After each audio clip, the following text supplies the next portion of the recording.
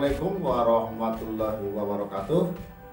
Halo Sobat Fisika, dimanapun berada, pada kesempatan ini kita akan kembali untuk melakukan pembelajaran kembali dalam mata pelajaran fisika, yang mana pada kesempatan ini masih dalam ruang lingkup fluida statis. Ada dua hal yang kita bahas nanti di sini, yaitu yang pertama adalah tegangan permukaan, yang kedua kapilaritas. Dengan saya tentunya Mr. Kenju. Oke, baik ya, yang pertama langsung kita lihat yaitu tegangan permukaan. Nah, saya mau jelaskan dulu ya apa pengertian atau arti dari tegangan permukaan ini.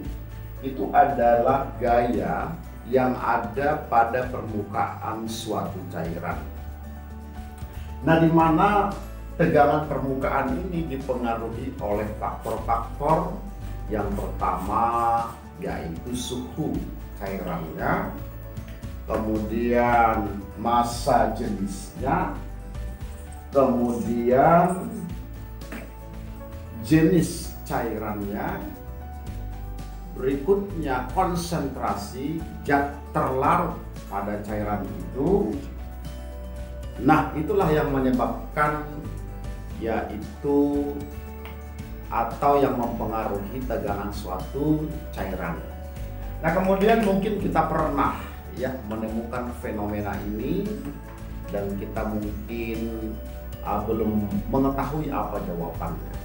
Nah, misalnya contohnya yaitu serangga tidak tenggelam ya di atas suatu permukaan cairan, atau dia dapat berjalan di atas permukaan cairan.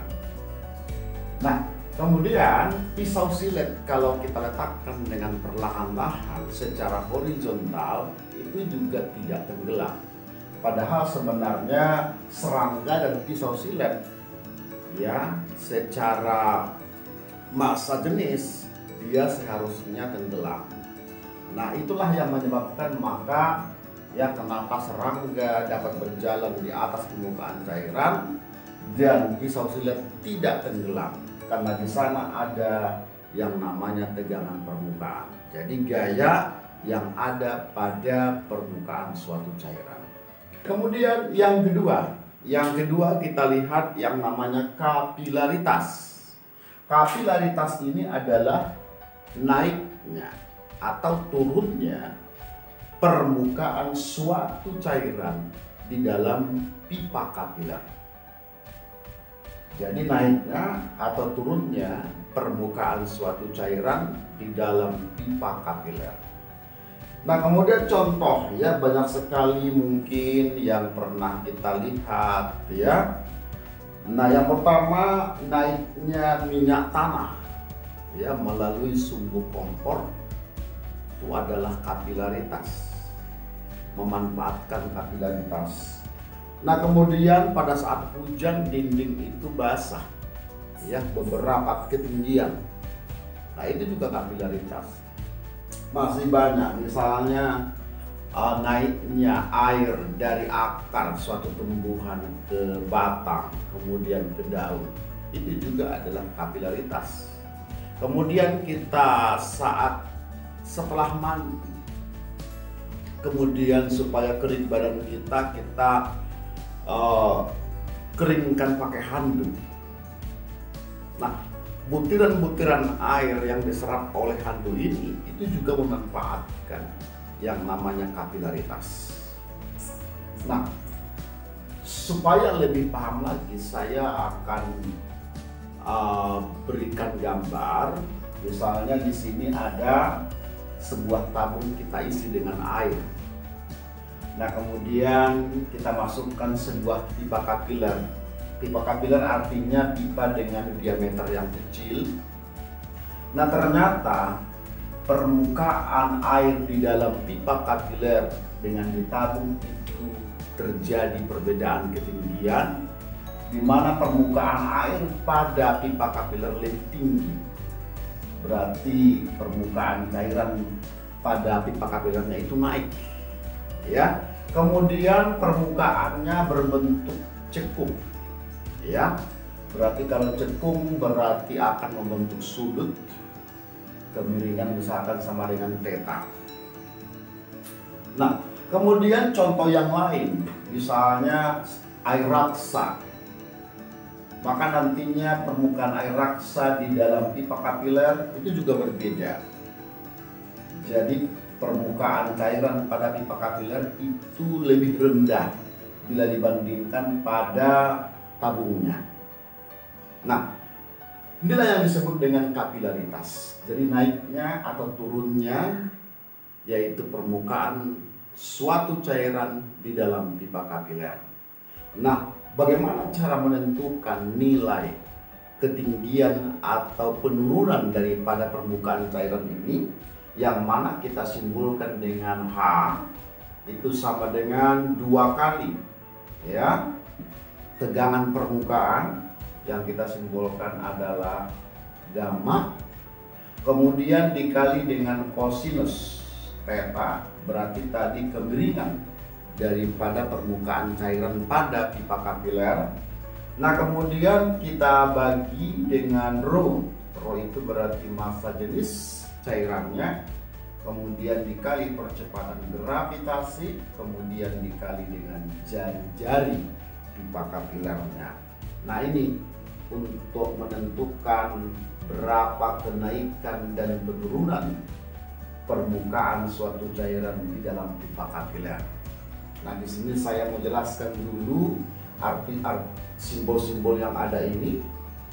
Berarti tadi kalau dia H, berarti ini adalah kenaikan, ketinggian.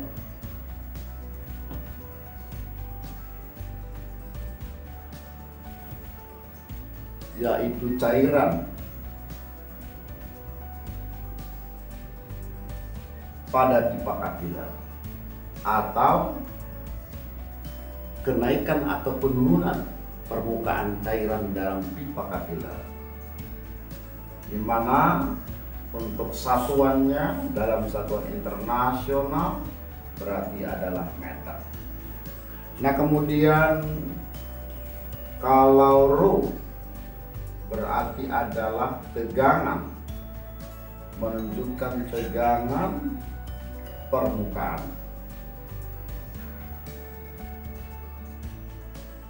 di mana satuannya adalah Newton per meter.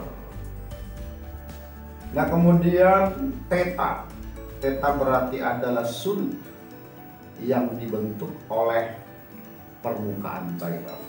Satuannya adalah derajat atau radian. Nah, kemudian ada rho. Rho itu berarti menunjukkan massa jenis, di mana satuannya adalah kilogram per meter kubik. Kemudian kalau G tentunya kita sudah sangat paham, itu adalah percepatan gravitasi bumi, sedangkan R itu adalah jari-jari dari pipa kapiler, di mana ini adalah besaran panjang, maka satuannya adalah meter.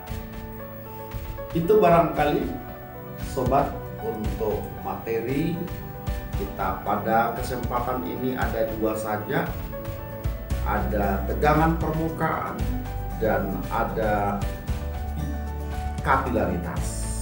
Oke, nanti kita akan lihat bagaimana soalnya.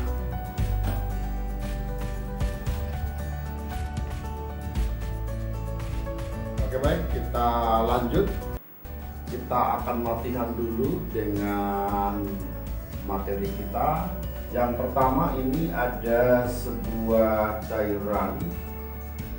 Misalkan ini cairannya adalah air raksa. Kita tempatkan di dalam suatu wadah. Nah, kemudian di dalamnya kita masukkan sebuah pipa kapiler. Maka nanti permukaan pada pipa kapiler itu lebih rendah dibandingkan pada tabungnya. Nah, kemudian di sini ditanya berapa tegangan permukaan jika massa jenis air raksanya 13,6 gram per cm kubik, kemudian diameter dari pipa kapiler itu 5 mm. Nah, kemudian perbedaan atau penurunan ketinggian pada pipa kapiler 2 cm, sedangkan sudut kemiringannya adalah 53 derajat. Nah, tentunya dari rumus ketinggian atau penurunan dari permukaan cairan tadi, formulanya adalah 2 dikali dengan tegangan permukaan dikali kosinus theta dibagi dengan rho, kemudian dikali dengan G, kemudian dikali R. Nah, dari sini bisa kita tuliskan formula untuk menentukan tegangan permukaan sama dengan H dikali dengan rho dikali dengan G dikali dengan R, kemudian dibagi dengan 2 dikali dengan kosinus theta. Nah, kemudian kita masukkan nilainya. Di sini hanya 2 cm, kita nyatakan semuanya satuannya dalam satuan internasional. Berarti ke meter kita bagi 100, 2 kali 10 pangkat minus 2. Kemudian rho-nya juga begitu, kita ubah ke kilogram per meter kubik, berarti kita kali 1000, berarti 13.600. Kemudian dikali G bumi 10, jari-jarinya adalah setengah diameter, berarti 5 dibagi 2 adalah 2,5. Kemudian ubah ke meter, berarti 10 pangkat minus 3.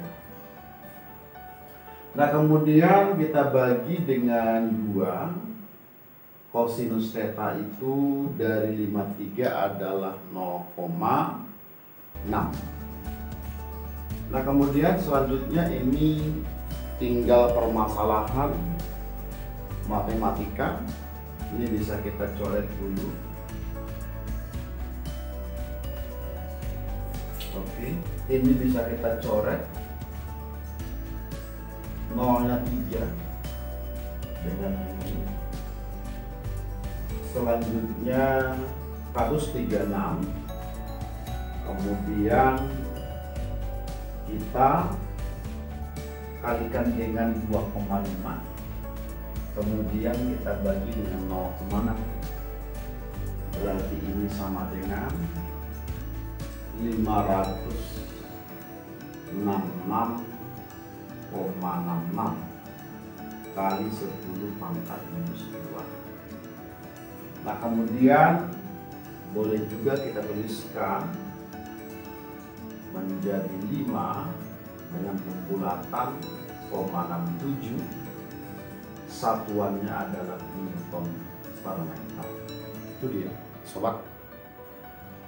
Nah, kemudian supaya kalian juga bisa langsung latihan dengan soal dari materi kita ini, maka silakan nanti dikerjakan soal nomor 2, mirip ya, masih air raksa.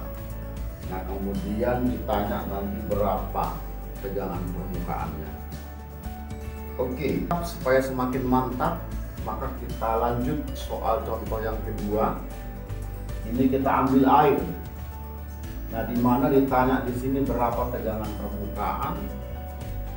Nah, kemudian sama seperti pada nomor 1, maka kita langsung ya menyatakan rumus untuk menentukan tegangan permukaan tadi sama dengan H dikali dengan massa jenis dikali dengan percepatan gravitasi dikali jari-jari dibagi dengan 2 dikali kosinus theta.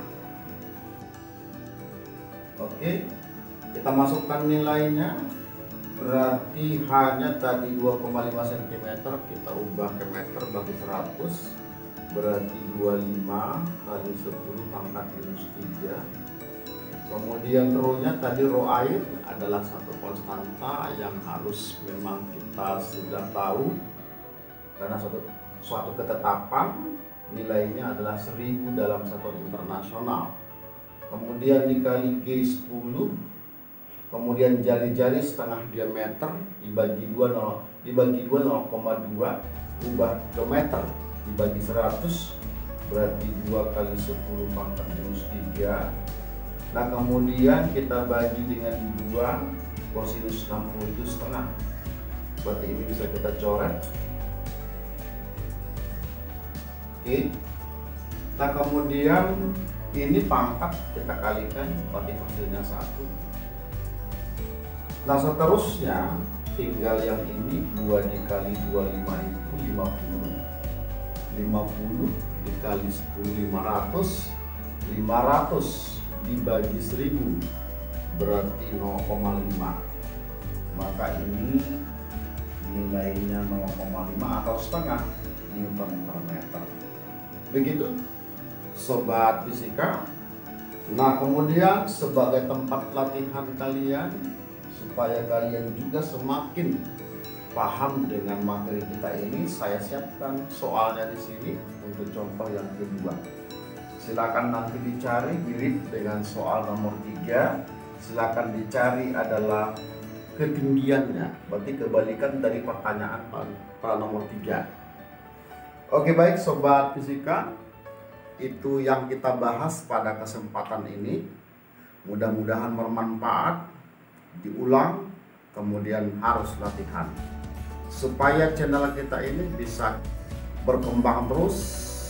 Maka jangan lupa untuk subscribe, like, share, dan komen. Saya Mr. Kenju, terima kasih atas perhatiannya. Wassalamualaikum warahmatullahi wabarakatuh.